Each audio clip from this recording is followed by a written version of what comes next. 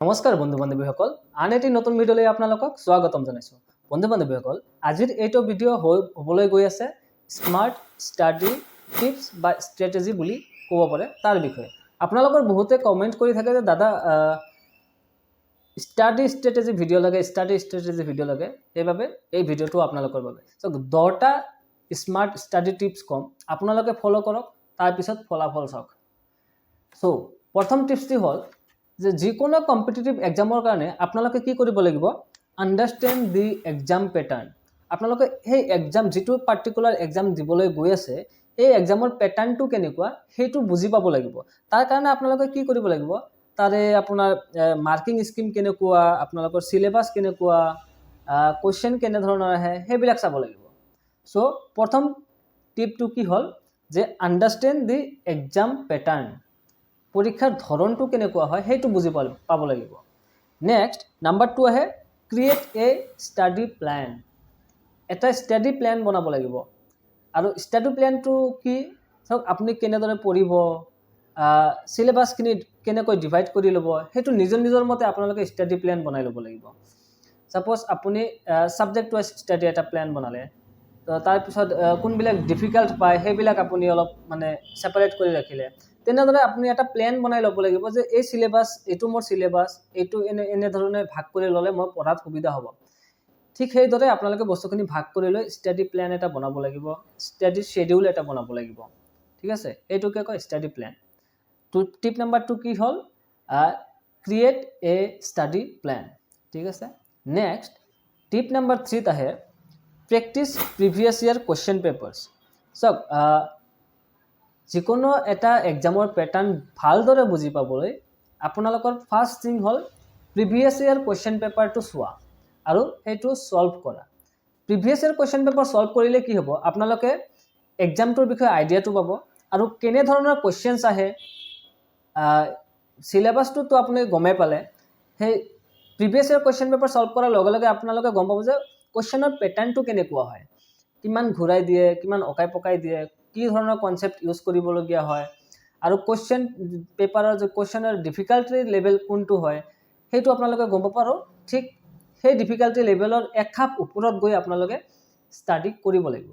চ' ছলভিং previous ইয়াৰ question paper আপোনালোকক exam পেটাৰ্ণটো ভালদৰে বুজি পোৱাত সহায় কৰে, কুৱেশ্যন কেনেধৰণৰ কুৱেশ্যন সোধে সেইটো বুজাত ভালদৰে সহায় কৰে। ঠিক আছে। এবাৰ টিপ নাম্বাৰ 3টো কি গ'ল, প্ৰেক্টিছ প্ৰিভিয়াছ ইয়াৰ question paper. Next tip number 4 হ'ল আপোনালোকৰ ইউজ কোৱালিটি ষ্টাডি মেটেৰিয়েল। চাওক ষ্টাডি মেটেৰিয়েল বুজি পায়নে? আই থিংক সকলোৱে বুজি পায়। ষ্টাডি মেটেৰিয়েল বুলিবলৈ আপোনালোকে যিখিনি বস্তু পঢ়ে, য'ৰ পৰা পঢ়ে এই পাৰ্টিকুলাৰ এক্সামৰ কাৰণে, সেইবিলাকে হৈছে আপোনালোকৰ ষ্টাডি মেটেৰিয়েল। এতিয়া আপোনালোকৰ জিকেৰ কাৰণে কি বুক ফ'ল' কৰিব, মেথছৰ কাৰণে কি ফ'ল' কৰিব, ইংলিছৰ কাৰণে কি ফ'ল' কৰিব, কাৰেণ্ট এফেয়াৰ্ছৰ কাৰণে কি ফ'ল' কৰিব, ৰিজনিঙৰ কাৰণে কি ফ'ল' কৰিব, এইবিলাক ৰিলেটেড ভিডিঅ' মই অলৰেডি দি থৈছোঁ। যে বুক লিষ্টৰ ভিডিঅ' মই 2টামান দি থৈছোঁ, যে কি পঢ়িলে কি বিষয়ৰ বিষয় ক'ৰ পৰা পঢ়িলে ভাল হ'ব। মই ছাবজেক্ট ৱাইজ বস্তুখিনি অলৰেডি দি থৈছোঁ আপোনালোকৰ বাবে। আপোনালোকে এবাৰ চেনেলত গৈ চাই ল'ব যে বুক লিষ্ট বা জিকে ক'ৰ পৰা পঢ়িব, ইংলিছ ক'ৰ পৰা পঢ়িব, এইবিলাক মই ভালদৰে বুজাই দিয়া থোৱা আছে। চ' সেই ষ্টাডি মেটেৰিয়েলটো আপোনালোকৰ ভাল হ'ব লাগিব। অ'ৰ বস্তু আপোনালোকে নপঢ়িব, তেনেহ'লে আপোনালোকৰ টাইমটো ৱেষ্ট হ'ব। ঠিক আছে। So' use quality study material, এইটো হ'ল আপোনালোকৰ tip number 4। Next tip number 5 আহে focus on weak areas. Focus on your weak areas. আপোনাৰ দুৰ্বলতা ক'ত আছে? ছাপ'জ এটা টপিকত আপোনালোকৰ দুৰ্বলতা আছে, সেই বস্তুখিনিত আপোনালোকে ফ'কাছ কৰিব লাগিব, ধ্যান দিব লাগিব যে মোৰ এইখিনি দুৰ্বলতা, মই এইখিনিত অলপমান এক্সট্ৰা টাইম দিম আৰু এইখিনিক মই ষ্ট্ৰং কৰি ল'ম, মোৰ উইকনেছটোক মই ষ্ট্ৰং জোনত কনভাৰ্ট কৰিম। ঠিক আছে। চ' এইটোকে কয় ফ'কাছ অন উইক এৰিয়াছ। কাৰণ উইক পৰ্চনৰ পৰাতো কুৱেশ্যন আহিব পাৰে ন। যিজন এক্সামিনাৰ আছে তেওঁতো নাজানে যে আপুনি এইখিনিত উইক হয়, আপোনাৰ এইটো ছল্ভ কৰিব নোৱাৰিব, চ' এই কুৱেশ্যনটো দিয়া নহ'ব। এক্সামিনাৰে গম নাপায়, যিজনে কুৱেশ্যন পেপাৰ ছেট কৰিব তেওঁলোকে গম নাপায়। চ' চিলেবাছৰ ভিতৰত যিখিনি বস্তু আহে, য'ৰ ত'ৰ পৰা কুৱেশ্যন আহি যাব পাৰে, any type of questions May come in the exam. চ' আপোনালোকে 100% ৰেডি থাকিব লাগিব, লাগিলে সেয়া আপোনাৰ উইক এৰিয়াই হওক বা ষ্ট্ৰং এৰিয়াই হওক। সো আপোনালোকৰ যিবিলাক টপিক যিবিলাক সাবজেক্ট টাফ লাগে মানে উইকনেছ আছে সেইবিলাক আপোনালোকে ষ্ট্ৰং কৰি লওক বেছ ষ্ট্ৰং কৰি লওক কনসেপ্ট বুজি লওক প্ৰেক্টিছ কৰক ঠিক হৈ যাব ঠিক আছে so focus on your weak areas next tip আহে আপোনালোকৰ টেক মক টেষ্ট আপোনালোকে জানে এই যে এক্সাম ফৰ্মেট আছে এক্সাম প্যাটাৰ্নটো বুজি পালে আজিকালি অনলাইন সোৰ্সত বহুতো মানে এডিআৰই গ্ৰেড 3 গ্ৰেড 4 আসাম পুলিচৰ আপোনালোকে মক কোৱেশ্চন পেপাৰ পাই যাব সো আপোনালোকে মক টেষ্ট দি থাকিব তেতিয়া হলে কি হ'ব আপোনালোকে কনফিডেন্স এটা বিল্ড হ'ব নিজৰ ভিতৰত যে হয় মই এই ধৰণৰ কোৱেশ্চন পেপাৰ সলভ কৰিব পাৰিছো মানে যেতিয়া এক্সামত ৰিয়েলি আপুনি বহিব তেতিয়া ঠিক তেনে ধৰণৰ কোৱেশ্চন ফেস কৰিব আৰু তেনে ধৰণৰ কোৱেশ্চন দেখি আপোনাৰ মনত যেটো কনফিডেন্স আছে সেই কনফিডেন্সে আপোনাৰ একুৰেসি বঢ়াই দিব সো মক টেষ্ট দিয়াটো জৰুৰী আপোনালোকৰ কনফিডেন্সও বুষ্ট আপ কৰে আৰু এক্সামত ভাল পাৰফৰ্ম কৰাৰ কাৰণেও হেল্প কৰে সো আপোনালোকে মক টেষ্ট দিয়া অভ্যাস এটা গঢ়ি তোলক নেক্সট আপোনালোকৰ টিপ আহে লাৰ্ন শৰ্টকাটস এণ্ড ট্ৰিক্স যেহেতু কম্পিটিটিভ এক্সাম হয় চাকৰিৰ কাৰণে আপোনালোকে কম্পিটিটিভ এক্সামত এপিয়াৰ কৰে সাপোজ এক্সাম্পল এডিআৰই 2.0 হ'বলৈ গৈ আছে আৰু আমি এডিআৰই 1 অলৰেডি দিছো আসাম পুলিচ হওক এডিআৰই হওক বা এপিএসসি হওক যিকোনো এক্সাম হওক এইবিলাক হল কম্পিটিটিভ এক্সাম আৰু এইবিলাকত টাইম ফেক্টৰটো বহুত মেটাৰ কৰে আৰু টাইম মেনেজমেন্ট ভালদৰে কৰিবলৈ কম সময়ত বেছি কোৱেশ্চন সলভ কৰিবলৈ আপোনালোকে কি জানিব লাগিব শৰ্টকাট কিছুমান ট্ৰিক জানিব লাগিব এই শৰ্টকাট ট্ৰিকৰ থ্ৰু দিয়ে আপোনালোকে কি কৰিব পাৰিব যেটো বস্তু এজন মানুহে 2 মিনিট লগাব পাৰে সেই বস্তুটো আপোনালোকে হয়তো 10 সেকেন্ডত সলভ কৰি দিব পাৰিব যদি আপোনালোকে শৰ্ট ট্ৰিক্স জনা থাকে কিছুমান পাৰ্টিকুলাৰ ক্ষেত্ৰত সব বস্তুৰে শৰ্ট ট্ৰিক নাথাকে কিছুমান বস্তু আছে যিবিলাকত শৰ্ট ট্ৰিক বা শৰ্টকাট যিবিলাক ফৰ্মুলা আছে সেইবিলাক ইউজ কৰিলে আপুনি সোনকালে সলভ কৰিব পাৰিব ঠিক আছে এখানে কিছুমান পাৰ্টিকুলাৰ টপিকৰ বিষয়ে যদি আপোনালোকে শৰ্ট ট্ৰিক জানিব বিচাৰে তেন্তে আপোনালোকে ইউটিউবত গৈ সাৰ্চ কৰিব যে আমুক টপিক শৰ্ট ট্ৰিক্স বুলি চাব বহুত ভাল ভিডিও আহি যাব মই আগতো অলৰেডি ষ্টাডি ষ্ট্ৰেটেজি ৰিলেটেড ভিডিওত এই কথাখাৰ মই উল্লেখ কৰিছো